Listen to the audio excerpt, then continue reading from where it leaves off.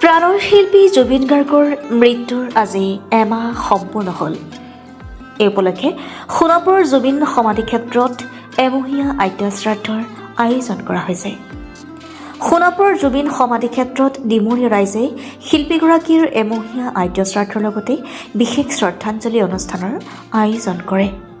পৰে পৰা হাজাৰ হাজাৰ অনুৰাগীয়ে ধূপ চাকি জ্বলাই প্ৰাৰ্থনাজনৰ লগতে গীতাপাঠ নাম কীৰ্তনৰো আয়োজন কৰিছে।